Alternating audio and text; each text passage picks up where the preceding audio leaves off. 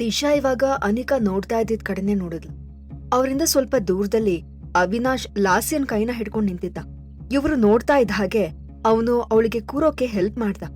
Avinash ಲಾಸ್ಯನ protect ಮಾಡೋ ತರ ಗಟ್ಟಿಯಾಗಿ ಕೈ ಹಿಡ್ಕೊಂಡಿದ್ದ.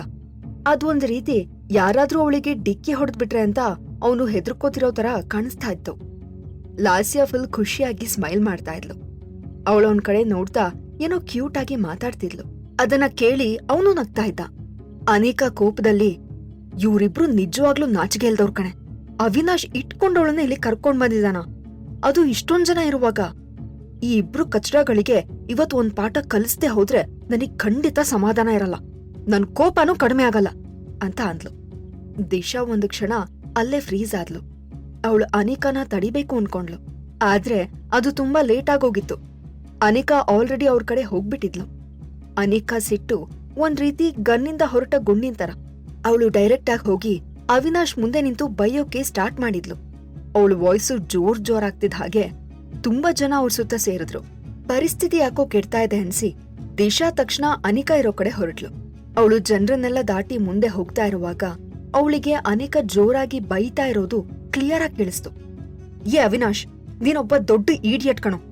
ನಿನಗೆ ನಿನ್ ಪಕ್ಕ ನಿಂತಿದ್ದಾಳಲ್ಲ ಈ ಲೇಡಿ ಎಷ್ಟು ನಾಚಿಕೆಗೆಟ್ಟೋಳು ಅಂತ ಏನಾದ್ರೂ ಐಡಿಯಾ ಇದ್ಯಾ? ದಿಶಾಗೆ ಏನೂ ಪ್ರಾಬ್ಲಮ್ ಇಲ್ಲ, ಆದ್ರೆ ಅವಳ ಬಗ್ಗೆ ತಪ್ಪು ರಿಪೋರ್ಟ್ ಕೊಡ್ಬೇಕು ಅಂತ ಈ ಲಾಸ್ಯ ಡಾಕ್ಟರ್ಗೆ ಲಂಚ ಕೊಟ್ಟಿದ್ದಾಳೆ, ಗೊತ್ತಾ ನಿಂಗೆ ಅಂತ ಅಂದ್ಲು. ಅವಿನಾಶ್ ಸೊಸೈಟಿಲಿ ತುಂಬಾ ರೆಸ್ಪೆಕ್ಟಬಲ್ ವ್ಯಕ್ತಿ ಆಗಿದ್ದ. ಆದ್ರೆ ಈಗ ಎಲ್ರ ಮುಂದೆ ಅವನ್ ಮರ್ಯಾದೆ ಹೋಗ್ತಾ ಇತ್ತು. ಅವನಾದ್ರೂ ತನ್ನ ಕೋಪನ ಕಂಟ್ರೋಲ್ ಮಾಡ್ಕೊಂಡ್ ಮಾತಾಡ್ದ. ಮಿಸ್ ಅನಿಕಾ, ನೀನ್ ಹೀಗ್ ಮಾತಾಡ್ತಾ ಇದೆಯಲ್ಲ, ನೀನ್ ಹೇಳಿದ್ನ ಪ್ರೂವ್ ಮಾಡಕ್ಕೆ ನಿನ್ ಹತ್ರ ಏನಾದ್ರೂ ಸಾಕ್ಷಿ ಇದ್ಯಾ? ಲಾಸ್ಯ ಇಸ್ ದಿಶಾಸ್ ಕಸಿನ್. ಇವಳು ದಿಶಾನ್ ತುಂಬಾ ಪ್ರೀತಿಸ್ತಾಳೆ. ಹೀಗಿರುವಾಗ ಇವಳು ಯಾಕಿಂತ ಕೆಲಸ ಮಾಡ್ತಾಳೆ? ಇವಳಿಗೆ ಅಂತ ನೆಸೆಸಿಟಿ ಏನ್ ಬಂದಿದೆ ಅಂತ ಅವಿನಾಶ್ ಕೇಳ್ದ. ಓಹೋ, ಹಾಗಿದ್ರೆ ನೀನು ಈ ಲಾಸ್ಯ ಏನ್ ಹೇಳಿದ್ರು ನಂಬ್ತೀಯಾ ಅಂತ ಆಯ್ತು. ಏನಂದೆ ನೀನು? ಸಾಕ್ಷಿ ಬೇಕಾ ನಿಂಗೆ? ಓಕೆ, ನಾನ್ ನಿನಗೆ ಸಾಕ್ಷಿ ಕೊಡ್ತೀನಿ, ತಗೋ ಅಂತ ಹೇಳ್ತಾ ಅನಿಕಾ ತನ್ನ ಫೋನಲ್ಲಿ ಇರೋ ಆ ವಿಡಿಯೋನ ಸರ್ಚ್ ಮಾಡಿ ಅವಿನಾಶ್ ಮುಂದೆ ಪ್ಲೇ ಮಾಡಿದ್ಲು. ನೋಡು, ಸರಿಯಾಗಿ ಕಣ್ಬಿಟ್ ನೋಡು, ನೀನ್ ಪ್ರೀತಿಸ್ತಾ ಇರೋ ಇವಳು ಅದ್ ಹೇಗೆ ಡಾಕ್ಟರ್ಸ್ಗೆ ಲಂಚ ಕೊಟ್ಟು ದಿಶಾ ಬಗ್ಗೆ ರಾಂಗ್ ರಿಪೋರ್ಟ್ ಕೊಡ್ಸಿದಾಳೆ ನೋಡು ಅಂತ ಅಂದ್ಲು. ಅಷ್ಟ್ರಲ್ಲಿ ಲಾಸ್ಯ ಹಲ್ ಕಡಿತಾ, ನೀನ್ ಸುಳ್ಳು ಹೇಳ್ತಾ ಇದ್ಯಾ ಅಂತ ಅಂದ್ಲು. ಅವಳಿಗೆ ನನಗ್ ಅವಮಾನ ಮಾಡ್ತಾರೆ ಅಂತ ಅನ್ಸಿ ಆಲ್ಮೋಸ್ಟ್ ಅಳೋ ಹಾಗಾಗಿದ್ಲು. ಅವಿನಾಶ್, ನಿಂಗೆ ಡಾಕ್ಟರ್ ಗೊತ್ತು ತಾನೆ? ಡಾಕ್ಟರ್ ಗಿರಿಜಾ ಟೆಸ್ಟ್ ಮಾಡಿದ್ದು. ಅವರು ಮತ್ತೆ ಅಮ್ಮ ಒಬ್ರಿಗೊಬ್ರು ತುಂಬಾ ಪರಿಚಯ ಇರೋರು. ನಾನ್ ಪ್ರೆಗ್ನೆಂಟ್ ಆದಾಗ್ಲಿಂದಾನು ಅವ್ರು ನನ್ ಬಗ್ಗೆ ತುಂಬಾ ಕೇರ್ ತಗೋತಾರೆ. ಸೊ ನಾನ್ ಅವರಿಗೆ ಥ್ಯಾಂಕ್ ಯು ಹೇಳ್ತಿದ್ದೆ ಅಷ್ಟೇ. ಅಮ್ಮ ಡಾಕ್ಟರ್ ಹತ್ರ ದಿಶಾಗೆ ನೆಕ್ಸ್ಟ್ ಡೇ ಟೆಸ್ಟ್ ಮಾಡಿ ಅಂತ ಹೇಳಿದಾರೆ ಅಂತ ನನಗ್ ನಿಜ ಗೊತ್ತಿರ್ಲಿಲ್ಲ ಅಂತ ಅಂದ್ಲು. ಅವಳ ಮಾತ್ ಕೇಳಿ ಅನಿಕಾ ಕೋಪದಿಂದ, ಲಾಸ್ಯ, ನೀನ್ ಈ ತರ ನಾಟಕ ಮಾಡ್ಕೊಂಡ್ ಎಷ್ಟ್ ದಿನ ಅಂತ ಕೂತಿರ್ತೀಯ? ದಿಶಾ ನಿನ್ ಜೊತೆ ಅಷ್ಟ್ ಚೆನ್ನಾಗಿದ್ಲು. ಒಂದ್ ವೇಳೆ ಅವಳು ಫ್ಯೂಚರ್ನ ತ್ಯಾಗ ಮಾಡಿ ಕೆಲ್ಸ ಮಾಡ್ತಾ ನಿನ್ನ ಫಾರಿನ್ಗೆ ಕಳಿಸ್ದೆ ಹೋಗಿದ್ರೆ ನೀನೀಗ ಇಷ್ಟೊಂದ್ ಸಾಧನೆ ಮಾಡಕ್ಕೆ ಸಾಧ್ಯನೇ ಇರ್ತಾ ಇರ್ಲಿಲ್ಲ, ತಿಳ್ಕೊ ಅಂತ ಅಂದ್ಲು. ಸಾಕ್ ನಿಲ್ಸು ಅಂದ ಅವಿನಾಶ್. ಅವನು ಲಾಸ್ಯನ್ನ ತನ್ನ ಹಿಂದೆ ನಿಲ್ಸಿ ಪ್ರೊಟೆಕ್ಟ್ ಮಾಡೋ ತರ ಜೋರಾಗಿ ಮಾತಾಡ್ತಿದ್ದ. ಓಹೋ, ಆ ನಿನ್ ದಿಶಾ ಇಲ್ಲಿಗ್ ಬಂದು ದೊಡ್ಡ ಸೀನ್ ಮಾಡು ಅಂತ ಕಳ್ಸಿದಾಳ? ಹಾಗಾದ್ರೆ ಅವಳ ಹತ್ರ ಹೋಗಿ ಹೇಳು, ನ್ಯಾಯ ಅನ್ನೋದು ಅವ್ರವ್ರ ಮನ್ಸಲ್ಲಿರುತ್ತೆ. ಅವಳು ಅನ್ಕೊಂಡಿರೋ ತರದ್ ವ್ಯಕ್ತಿ ಲಾಸ್ಯ ಅಲ್ಲ ಅಂತ ಹೇಳು ಅಂತ ಅಂದ. ಅನಿಕಾ ಇನ್ನೂ ಜಗಳ ಮಾಡೋಕ್ ರೆಡಿ ಇದ್ಲು. ಆದ್ರೆ ಅಷ್ಟ್ರಲ್ಲಿ ದಿಶಾ ಅವಳ ಹತ್ರ ರೀಚ್ ಆಗಿದ್ಲು. ಅವಳು ಅನಿಕಾ ಕೈ ಹಿಡ್ಕೊಂಡು, ಅನಿಕಾ ಪ್ಲೀಸ್ ಬೇಡ ಬಾ, ಇವ್ರ ಹತ್ರ ಕೋಪ ಮಾಡ್ಕೊಂಡ್ ಜಗಳ ಮಾಡೋದ್ರಲ್ಲಿ ಅರ್ಥನೇ ಇಲ್ಲ. ಇವ್ರಿಗಿಷ್ಟೆಲ್ಲ ಯೋಗ್ಯತೆ ಇಲ್ಲ, ಪ್ಲೀಸ್ ಬಾ ಹೋಗೋಣ ಅಂತ ಅಂದ್ಲು. ಅವಳ ಮಾತ್ ಕೇಳಿ ಲಾಸ್ಯ ಕಣ್ಣಲ್ಲಿ ನೀರ್ ತುಂಬಿಕೊಂಡು ಅಳೋ ಟೋನಲ್ಲಿ ಮಾತಾಡ್ತಾ, ಅಕ್ಕ, ನೀನು ಅವಿನಾಶ್ ಮೇಲೆ ದೂರ ಹಾಕ್ಬೇಡ, ಇದು ನಂದೇ ತಪ್ಪು. ನಾನು ಅವನ್ ಮಗುಗೆ ತಾಯಿ ಆಗ್ಬಾರ್ದಿತ್ತು. ಅಯ್ಯೋ, ನಾನೆಂತ ದೊಡ್ಡ ತಪ್ಪು ಮಾಡ್ದೆ ಅಂತ ಅಂದ್ಲು. ಅಷ್ಟ್ರಲ್ಲಿ ಚಟ್ಟೀರ್ ಅಂತ ಅವಳ ಕನ್ನೆಗೆ ಒಂದ್ ಏಟ್ ಬಿತ್ತು. ಅವಳು ಜೋರಾಗಿ ಅಳ್ತಾ ಕೆನ್ನೆ ಮೇಲೆ ಕೈ ಹಿಡ್ಕೊಂಡು ನಂಬಕ್ಕಾಗ್ದೇ ಇರೋ ತರ ದಿಶಾ ಕಡೆ ನೋಡಿದ್ಲು. ನೀನ್ ನನಗ್ ಕಪಾಳಕ್ ಹೊಡೆದ್ಯಾ ಅಂತ ಲಾಸ್ಯ ಹೇಳಿದ್ಲು. ದಿಶಾ ಕೋಪದಲ್ಲಿ ಕುದಿತಾ ಅವಳು ಇನ್ನೊಂದ್ ಕೆನ್ನೆಗೂ ಸರಿಯಾಗಿ ಬಾರ್ಸಿದ್ಲು. ಹೌದು, ನಾನೇ ನಿಂಗೆ ಬಾರ್ಸಿದ್ದು. 2 ಸಲ ಹೊಡ್ದೆ. ಮೊದಲನೇದು ನನ್ ಚಿಕ್ಕಪ್ಪಂಗೋಸ್ಕರ.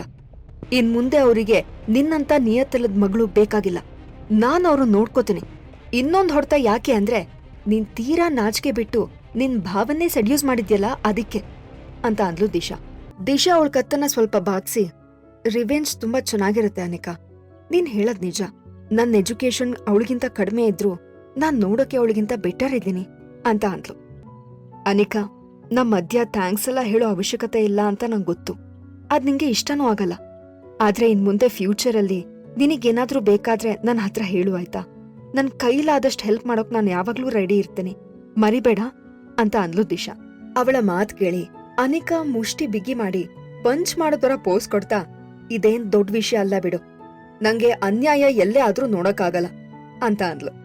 ದಿಶಾ ಅವಳನ್ನ ನೋಡ್ತಾ, ನೀನ್ ಬಿಡು, ಆಸಮ್ ಅಂತ ಅಂದ್ಲು. ಹ್ಞೂ ಮತ್ತೆ ನಾನೇನ್ ಸಾಧಾರಣದೋಳ ಅಂತ ಅನಿಕಾ ರಿಪ್ಲೈ ಮಾಡಿದ್ಲು. ಅಷ್ಟ್ರಲ್ಲಿ ಬೀಸ್ತಿದ್ದ ತಂಪು ಗಾಳಿ ದಿಶಾ ಕೂದ್ಲನ್ನ ಹಾರಾಡ್ಸ್ತು. ಅವಳ ಮುಖ ಇನ್ನೂ ಮುದ್ದ ಕಾಣ್ತಾ ಇತ್ತು. ದಿಶಾ ಅಂತ ಗ್ಲಾಮರಸ್ ಹುಡ್ಗಿ ಏನಾಗಿರ್ಲಿಲ್ಲ. ಅವಳೊಬ್ಳು ಸಾಫ್ಟ್ ಪಾಪದ ಹುಡ್ಗಿ ಆಗಿದ್ಲು. ಆದ್ರೆ ಅವಳಿವತ್ ಹಾಕೊಂಡಿದ್ದ ಲೈಟ್ ಮೇಕಪ್ ಮಾತ್ರ ಅವಳನ್ನ ಇನ್ನೂ ಎದ್ದು ಕಾಣೋ ಹಾಗೆ ಮಾಡ್ತಾ ಇತ್ತು. ಅವಳು ಹಾಕೊಂಡಿದ್ದ ಪ್ಯೂರ್ ವೈಟ್ ಗೌನ್ ಗಾಳಿಗೆ ಸ್ವಲ್ಪ ಹಾರಾಡ್ತಾ ಅವಳನ್ನ ಅಪ್ಸರೆ ತರ ಕಾಣೋ ಹಾಗೆ ಮಾಡ್ತಾ ಇತ್ತು. ದಿಶಾ ನೋಡ್ತಾ ಅನಿಕಾನೇ ಸ್ವಲ್ಪ ಸ್ಟನ್ ಆದ್ಲು. ದಿಶಾ, ನೀನ್ ಎಷ್ಟು ಮುದ್ದಾಗಿದ್ಯಾ, ನೀನ್ ಆಕ್ಚುಲಿ ಮೇಕಪ್ ಇಲ್ದೇನೆ ಚೆನ್ನಾಗ್ ಕಾಣ್ತೀಯಾ, ಅಂತದ್ರಲ್ಲಿ ಇವಾಗ ಮೇಕಪ್ ಮಾಡಿದ್ಮೇಲಂತೂ ಹೇಳೋದೇ ಬೇಡ. ಒಬ್ಳು ಹುಡುಗಿಯಾಗಿ ನನಗೆ ಟೆಂಪ್ಟ್ ಆಗೋ ತರ ಕಾಣಿಸ್ತಾ ಇದ್ಯಾ ಗೊತ್ತಾ ಅಂತ ಅಂದ್ಲು ಅನಿಕಾ. ಅವಳ ಮಾತ್ ಕೇಳಿ ದಿಶಾ ನಾಚ್ಕೊಂಡ್ಲು.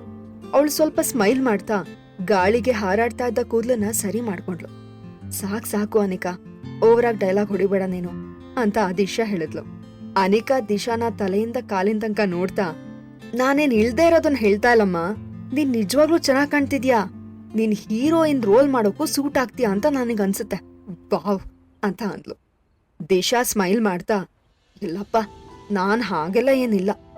ಹೀರೋಯಿನ್ ಆಗ್ಬೇಕು ಅಂದ್ರೆ ನೋಡೋಕ್ ಅಷ್ಟು ಚೆನ್ನಾಗಿರ್ಬೇಕು, ಅಷ್ಟು ಟ್ಯಾಲೆಂಟೂ ಇರ್ಬೇಕು. ಅವಾಗ ಮಾತ್ರ ಅವರಿಗೆ ತುಂಬಾ ಜನ ಫ್ಯಾನ್ಸ್ ಆಗೋದು. ಅಂತ ಸೆಲೆಬ್ರಿಟಿ ಲೆವೆಲ್ಗೆ ಎಲ್ಲ ಯೋಚನೆ ಮಾಡದೇ ಇರೋದೇ ಬೆಸ್ಟು ಅಂತ ಅಂದ್ಲು. ಅವ್ರು ಸ್ವಲ್ಪ ಟೈಮ್ ಹಾಗೆ ಮಾತಾಡ್ತಾ ಇದ್ರು. ಅಷ್ಟ್ರಲ್ಲಿ ಇಬ್ರಿಗೂ ಹಸುವಾಗೋಕ್ ಸ್ಟಾರ್ಟ್ ಆಯ್ತು. ಅನಿಕಾ ದಿಶಾ ಹತ್ರ, ನೀನಿಲ್ಲ ವೇಟ್ ಮಾಡ್ತಿರು, ನಾನ್ ಹೋಗಿ ತಿನ್ನಕ್ಕೇನಾದ್ರೂ ತಂದ್ಬಿಡ್ತೀನಿ ಅಂತ ಅಂದ್ಲು. ಅಷ್ಟ್ ಹೇಳಿ ಅವಳಲ್ಲಿಂದ ಹೊರಟ್ಲು. ದಿಶಾ ಸೈಲೆಂಟ್ ಆಗಿ ಫುಲ್ ಡೆಕೋರೇಟ್ ಆಗಿದ್ದ ರೆಸಾರ್ಟ್ನೇ ನೋಡ್ತಾ ಇದ್ಲು.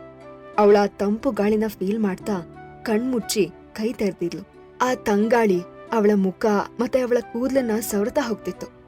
ಅವಳು ಈ ತರ ರೆಸಾರ್ಟ್ ಎಲ್ಲೂ ನೋಡೇ ಇರ್ಲಿಲ್ಲ. ಇಷ್ಟು ವರ್ಷ ಅವಳು ಯಾವಾಗ್ಲೂ ಕೆಲಸದಲ್ಲೇ ಮುಳುಗೋಗ್ತಿದ್ಲು. ಲಾಸ್ಯನ ಚೆನ್ನಾಗಿ ಓದಿಸ್ಬೇಕು ಅಂತ ದುಡಿತಾ ಇದ್ಲು. ಆಮೇಲೆ ಮದ್ವೆ ಆದ್ಲು. ಅದಾದ್ಮೇಲೆ ಮನೆ ಕೆಲ್ಸದಲ್ಲಿ ಅತ್ತೆಗೆ ಹೆಲ್ಪ್ ಮಾಡ್ತಾ ಇರ್ತಿದ್ಲು. ಹಾಗಾಗಿ ಇಲ್ಲಿ ತನಕ ಅವಳಿಗೆ ಈ ತರದ್ನೆಲ್ಲ ಎಂಜಾಯ್ ಮಾಡೋ ಚಾನ್ಸೇ ಸಿಕ್ಕಿರ್ಲಿಲ್ಲ. ಅವಳು ಸುತ್ತಮುತ್ತ ಎಲ್ಲ ನೋಡಿದ್ಲು. ಎಲ್ಲಾ ಕಡೆ ಲೈಟ್ಸ್ ಉರಿತಾ ಇತ್ತು. ಆ ಸೀನಂತೂ ಸೂಪರ್ ಆಗಿತ್ತು. ಈಗ ಆಲ್ಮೋಸ್ಟ್ 8 ಗಂಟೆ ಆಗ್ತಾ ಬಂದಿತ್ತು. ಮನೆಗಳಲ್ಲಿ ಎಲ್ರೂ ಒಟ್ಟಿಗೆ ಸೇರೋ ಟೈಮ್ ಆಗಿತ್ತು. ಕೆಲ್ಸಕ್ ಹೋದೋರು, ಸ್ಕೂಲು ಕಾಲೇಜಿಗೆ ಹೋದೋರು ಮನೆಗೆ ಬಂದಿರ್ತಿದ್ರು. ಫ್ಯಾಮಿಲಿ ಎಲ್ರೂ ಕೂತು ಟಿವಿ ನೋಡ್ತಾ ಇದ್ರು, ಡಿನ್ನರ್ ಮಾಡ್ತಿದ್ರು, ಇಡೀ ದಿನ ಏನಾಯ್ತು ಅಂತ ಮಾತಾಡ್ಕೋತಾ ಇದ್ರು. ಮನೆ ದಿಶಾಗೆ ಈಗ ಯಾವ ಮನೇನೂ ಇರ್ಲಿಲ್ಲ. ಟಿಂಗ್, ಅಷ್ಟ್ರಲ್ಲಿ ಅವಳ ಫೋನಿಗೆ ಒಂದ್ ಮೆಸೇಜ್ ಬಂತು. ಆ ಮೆಸೇಜ್ ಟೋನ್ ಕೇಳಿ ದಿಶಾ ಮತ್ತೆ ರಿಯಾಲಿಟಿಗ್ ಬಂದ್ಲು. ಹಾಗಾದ್ರೆ ಈ ಮೆಸೇಜ್ ಶ್ಯಾಡೋ ಇಂದ ಬಂದಿರ್ಬೋದಾ? ಈ ಎಲ್ಲಾ ಪ್ರಶ್ನೆಗಳಿಗೆ ಉತ್ತರ ಬೇಕು ಅಂದ್ರೆ ಈಗಲೇ ಪಾಕೆಟ್ ಎಫ್ಎಂ ಅಪ್ಲಿಕೇಶನ್ ಡೌನ್ಲೋಡ್ ಮಾಡಿ ಮತ್ತು ಕೇಳಿ ಸೀಕ್ರೆಟ್ ಹಸ್ಬೆಂಡ್. ಅಪ್ಲಿಕೇಶನ್ ಡೌನ್ಲೋಡ್ ಮಾಡಲು ಡಿಸ್ಕ್ರಿಪ್ಷನ್ ನಲ್ಲಿರುವ ಲಿಂಕ್ ಅನ್ನು ಕ್ಲಿಕ್ ಮಾಡಿ.